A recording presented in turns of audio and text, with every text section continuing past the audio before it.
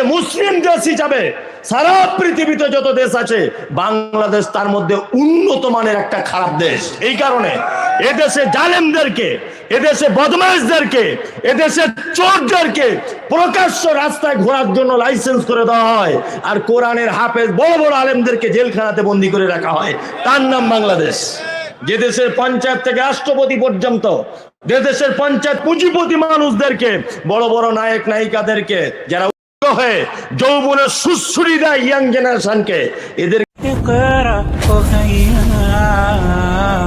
Salafia media আল্লাহ বলছেন ইন্নাল মুনাফিকিনা ফি দারকিল আসফালি মিনান নার, নিশ্চয়ই মুনাফিকরা জাহান্নামের একেবারে নিম্ন স্তরে থাকবে। তার মানে পৃথিবীতে যত পাপী আছে মুনাফিকদের মতো বড় বদমাশ আর পৃথিবীতে কোনো লোক নেই। সব থেকে বড় মুনাফিকরা ইসলামের ক্ষতি করেছে সারা পৃথিবীতে। ইসলামটাকে আপনি একটু সরিয়ে দিয়ে রঙিন চশমা দিয়ে যদি সারা ভারতবর্ষের ইতিহাস, সারা পৃথিবীর ইতিহাস যদি আপনি উল্টে দেখেন, সারা পৃথিবীতে যত বিপর্যয় ঘটেছে, সারা পৃথিবীতে যত রকমের সাম্প্রদায়িকতা হয়েছে, সারা পৃথিবীতে যত রকমের যুদ্ধ বিদ্রোহ হয়েছে, সারা পৃথিবীতে যত নিরীহ মানুষ তারা জেলখানাতে বন্দী হয়েছে, সমস্ত পিছনে কারণ রয়েছে এক শ্রেণীর মুনাফিক মানুষদের। এক শ্রেণীর মুনাফিক মানুষদের হাত রয়েছে এর ভিতরে। তার দৃষ্টান্ত প্রোগ্রাম, তার দৃষ্টান্ত অনুষ্ঠান, তার দৃষ্টান্ত সব থেকে জ্বলন্ত প্রমাণ হচ্ছে আমাদের পার্শ্ববর্তী দেশ, তার নাম বাংলাদেশ। লাইসেন্স দেওয়া হয়, প্রকাশ্যভাবে রাস্তায় ঘুরতে দেওয়া হয়, আর কোরআনের বড় বড় মুহাদ্দিস, বড় বড় হাদিসের পণ্ডিত, তাদের বিরুদ্ধে 5,000 কোটি টাকার মামলা করে দেয় এই মুনাফিকরা। ডাক্তার জাকির নায়েক সারা পৃথিবীর একজন সুপার পাওয়ার ম্যান। পৃথিবীর কোন বিদ্যা এই মুহূর্তে ওর কাছে টিকতে পারে না, কোন রকমের বিদ্যা ওর কাছে দাঁড়াতে পারে না। তারপরেও এই মুনাফিকদের কারণে লোকটাকে দেশ ছেড়ে চলে যেতে হয়েছে। তারা কিন্তু অন্য কেউ নয়, সব মুসলমানদের ভিতরে।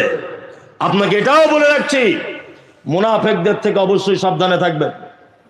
যে লোক দেখতে পাবেন আপনার জীবনে সফলতা আসবে। আমার বয়স, আমার মায়ের হিসাব অনুযায়ী 1990 সালে আমার জন্ম, এটা 2023। আমার বয়স 32 পার হয়ে 33 মানে 32 পার হয়ে গেল। গতকালকে আমার বয়স পার হয়েছে 33-এ পড়েছি আমি। তা আমার এই অল্প বয়সের যা এক্সপিরিয়েন্স, আপনি আমার কথাগুলো মূল্যায়ন করুন, আপনার জীবনে সফলতা দাঁড়িয়ে বদনাম করছে আপনার কাছে, ওর মুখে ঠাস ঠাস করে দুটো চর মেরে বলুন, বিয়াদব, তুই ওর বদনাম যখন আমার কাছে করতে পারছিস, নিশ্চয় আমার বদনামও একদিন অন্য জনের কাছে করবি। এ হচ্ছে পাক্কা মুনাফিক,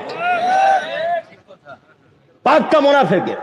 ও যখন অন্যজনের বদনাম যখন আপনার কাছে করতে পারে, তা আপনারও যে বদনাম অন্যজনের কাছে করবে না তার কোনো গ্যারান্টি আছে? গ্যারান্টি আছে? কোনো গ্যারান্টি নেই। এই সমস্ত লোক থেকে আল্লাহ আমাদেরকে মুনাফিক মুক্ত সমাজ গড়া তৌফিক দান করুন, আমিন। কোরআনে আর একটা শব্দ এসেছে, তার নাম ফাসিক। কি শব্দ? ফাসিক।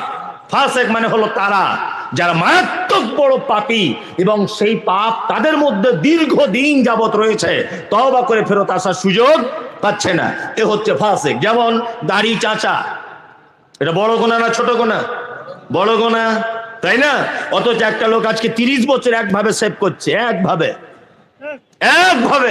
মানে সিং ভেঙে বাছুরের দলে ঢোকার লোক। ও ভাবছে যে আমার সিং উঠেছে, এটা কেউ দেখতে পাবে না। কি আশ্চর্য ব্যাপার! আল্লাহু আকবার, কি আশ্চর্য ব্যাপার! আচ্ছা বলুন তো দেখি, বাঘিনীর দেখতে ভালো লাগে না বাঘের দেখতে ভালো লাগে? বাঘের। কারণ কি? বড় বড় দাড়ি, গোপ এইরকম করে থাকে, দেখতে ভালো লাগে না? তা আল্লাহ নিশ্চয়ই আপনাকে পৃথিবীর সব থেকে সুন্দর করেছে, সব থেকে সুন্দর করেছে। নারীর থেকেও পুরুষ দেখতে বেশি সুন্দর, সব থেকে বেশি সুন্দর পুরুষ। এই কারণে আল্লাহ নিশ্চয় ভালো কিছু বুঝেছে, ওই জন্য এখানে দাড়ি দিয়েছে। ওই মেয়েদের তো দিল না, কেন দেয়নি? নিশ্চয়ই এতে আল্লাহ কোনো কল্যাণ রেখেছে, ভালো রেখেছে।